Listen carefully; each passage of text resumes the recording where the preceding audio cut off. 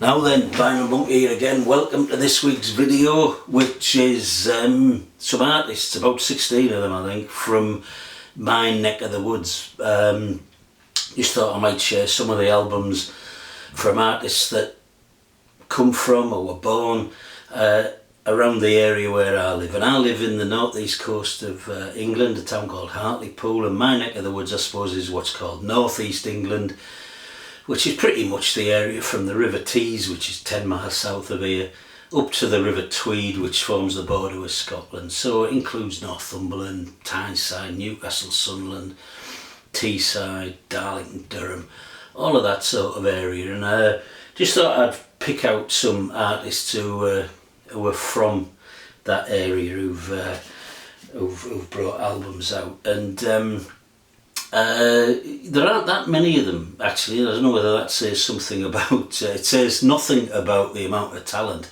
and musical talent and songwriting talent in the area. There's loads of that. You just have to go out any night of the week and watch some of the local artists to appreciate that. It probably says more about connectivity to the music business, you know, which is London centric, I guess, and in Britain anyway. Anyway, there we are. I'm gonna get cracking. Apologies if I'm squinting or blinking or something. I've got something in my eye. I've had it in there for 2 days. What it is a hair off my chin. I was cutting me whiskers 2 days ago. I know you think what's he talking about? You'd think I didn't bother, but it takes a lot of grooming and preparation to get me ready for these videos and to look this good. And I'm sure you appreciate it really. But anyway, one of those whiskers flew up into the eye, and yeah, if anyone knows how to, it's gone behind or something, I don't know what it is, but anyway, if anyone has any advice on that, stick it in the comments. Very, very welcome. So let's get cracking. I'm going to start in chronological order as usual. Back in 1964, this is a band from Newcastle and North Tyneside. This is the Animals, the brilliant Animals, singer Eric Burden, Chas Chandler, Alan Price on keyboards, Hilton Valentine on guitar, John Steele on drums. Superb band, obviously famous for House of the Rising Sun. This is their debut album. It's called The Animals. It has my favourite on here, The Story of Bo Diddley, which is credited to Eric Burden. Yeah, great stuff. Good one to start with. The Animals from 1964. Moving on to 1970, one of my favourite bands ever from England, not just from northeast England. This is Lyons Farm. This is their debut album, Nicely Out of Tune. Lyons Farm were, yeah, again, Newcastle, Tyneside, North Tyneside, and just a brilliant band. I mean, this album starts with the fantastic single Lady Eleanor, one of the greatest songs in the 70s, I think, and includes at song number 3, the brilliant Winter Song. If anybody hasn't heard that, look that up and listen to it. And their first 3 albums were absolute classics in my view, and this was the first of them, Nicely Out of Tune from 1970. Next, I'm holding up Free at last. If I hold up a Free album, normally it's Fire and Water or Highway or maybe Tons of Sobs or something like that. I've never held this one up, and it tends to get overlooked a little bit. This is the album that they made. They split up in 1971 and they got back together to give it another go, and this was their final attempt really at giving it another go before Kossoff's health imploded, Fraser left and one thing or another. But anyway, Free at last, I really like it. It's not as rocky as some of them, it's a bit more introspective, but it's really a nice album, and it's got the great single, Little Bit of Love that one. Catch a Train, yeah, good stuff. Travelling Man, great song. And the reason I'm holding it up, Free as a band, not necessarily connected to North East England, but their lead singer, Paul Rodgers, he of the great blues soul voice, was born in Middlesbrough and lived there I think until he left for London at a fairly young age to pursue his musical interests, but So yeah, born in Middlesbrough, Paul Rogers, and that's Free at Last from 1972. The main songwriter in Lindisfarne is a guy called Alan Hull from Benwell, one of the great songwriters, just absolutely brilliant. If anyone's not familiar, this is one of his great solo albums, Pipe Dream. But anyone's not familiar with Alan Hull, or even if you are, there's a great documentary came out a year or so ago. I can't remember if it's Channel 4, BBC 4, but it'll be on YouTube and other things, I guess. But look that up, fantastic stuff. That's Alan Hull, Pipe Dream from 1973. Next, it's Mr. Brian Ferry, Another Time, Another Place. I think this was his second solo project. He's still involved with Roxy Music. There he is lounging, looking very dapper there on the front.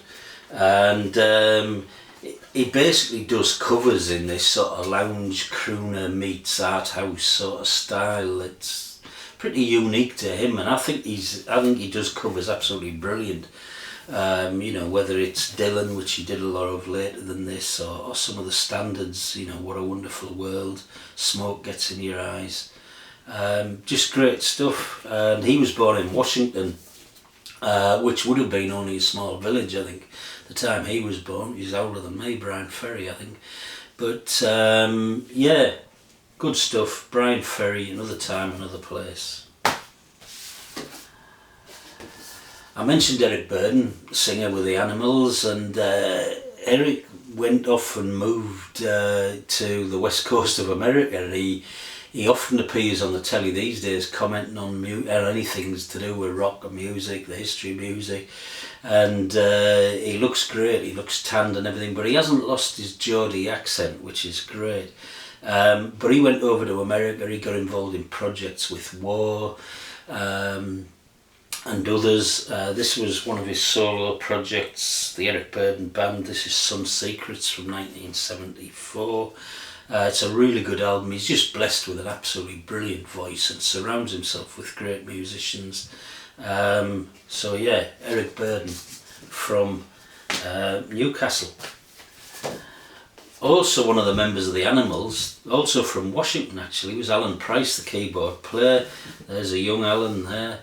And this is his album Between Today and Yesterday, also from 1974. Now Alan Price ploughed a very different sort of furrow. He did some stuff with Georgie Fame, sort of like jazzy, poppy, almost music hall or musical type stuff, and you know, what do you call it, Dancing Bear and all those singles he had in the 60s. And this album, it's a really interesting album. It's about our hardships of working class life and trying to bring a family up in hard times, and so really, really interesting stuff, and some really nicely written songs, but done in a style which wouldn't be my cup of tea, which makes it a bit challenging for me. But I've enjoyed listening to it this week, and I'm gonna persevere with that one. Alan Price, Between Today and Yesterday from 1974. This is Claire Hamill.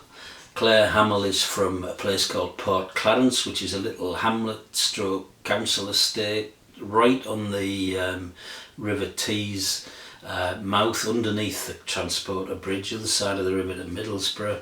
Her brother went to school with me. She's from a big sort of Catholic Irish family, and she produced some great folky albums in the just before this. This is their 5th album. She's come back from America with an American band, and this is a little bit more rocky, still nice stuff. She's always gone her own way, never really broke through, but well respected, and I've got 3 or 4 of her earlier albums, and all really, really nice. Good songwriter, Claire Hamill from Port Clarence. Dire Straits, I've always associated with the North East because I've always assumed that Mark Knopfler was from Whitley Bay. Anyway, I thought I better look this up and check me.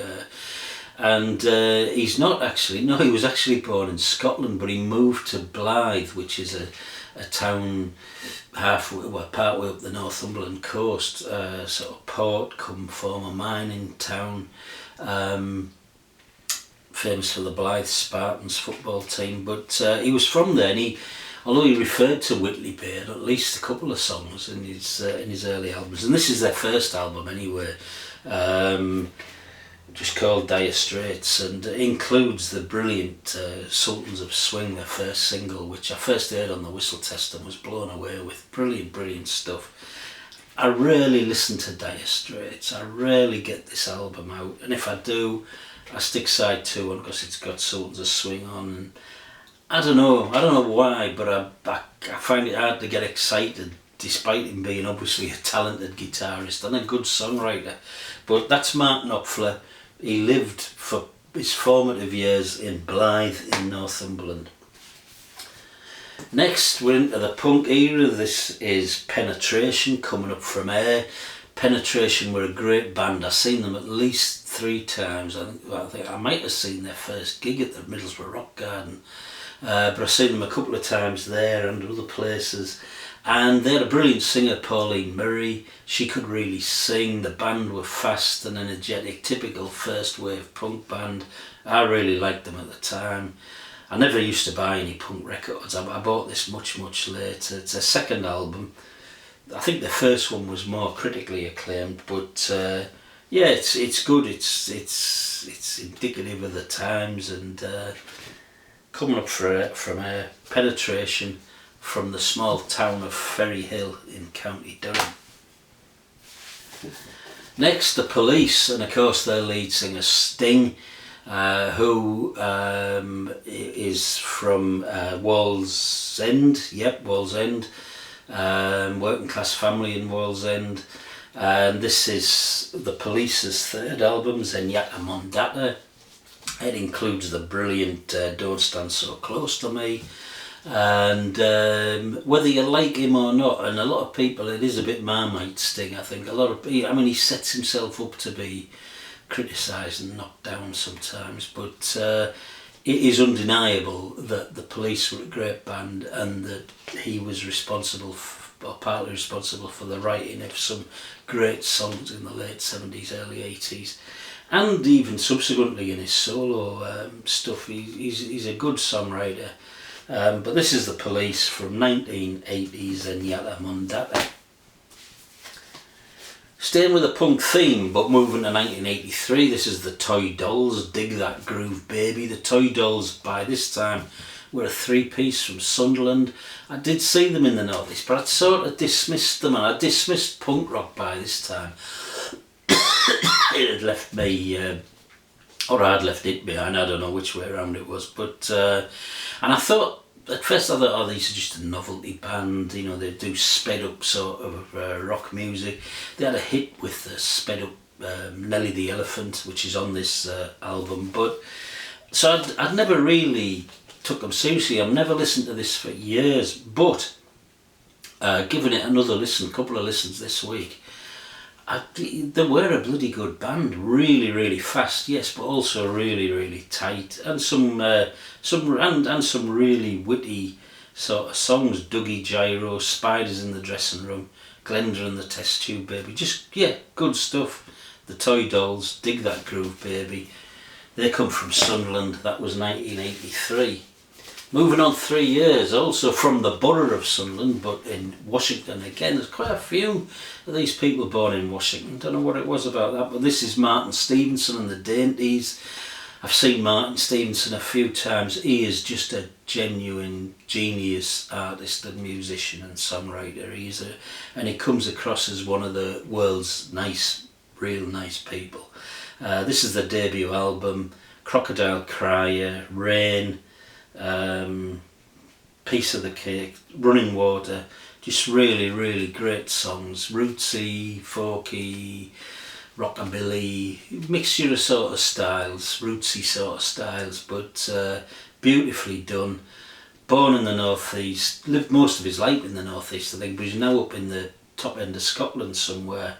Martin Stevenson, the Dainties, brought to Bolivia in 1986. This band, the Whiskey Priest, this is their album Knee Good Luck. They're from County Durham, and they sort of combine, they're sort of pitman's pogues, if you like. County Durham folky songs about the collieries and the working in the pits.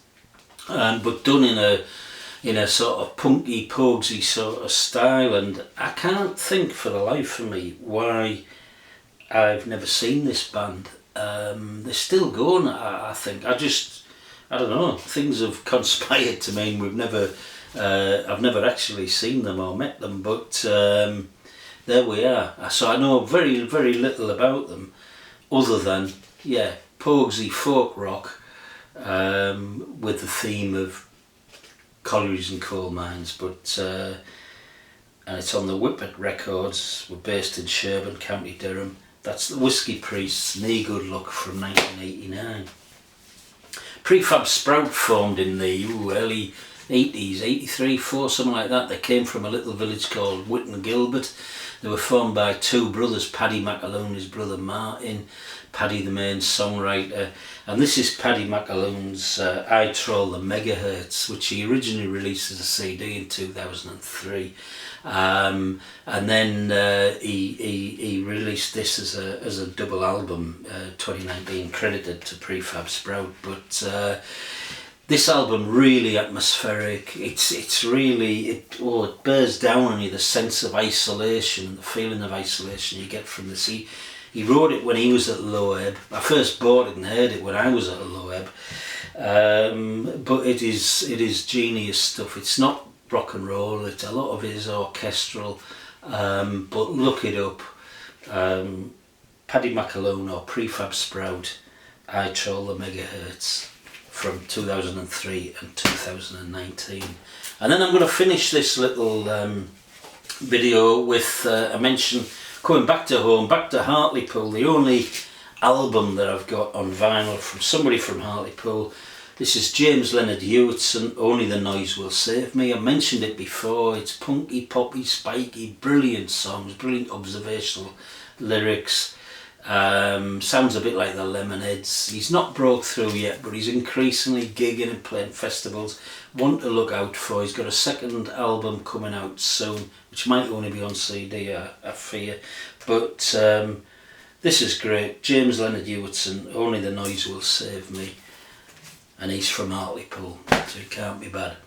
Okay, that's it for now. Thanks for watching. Hope you might join me next week. Alright, ta-da.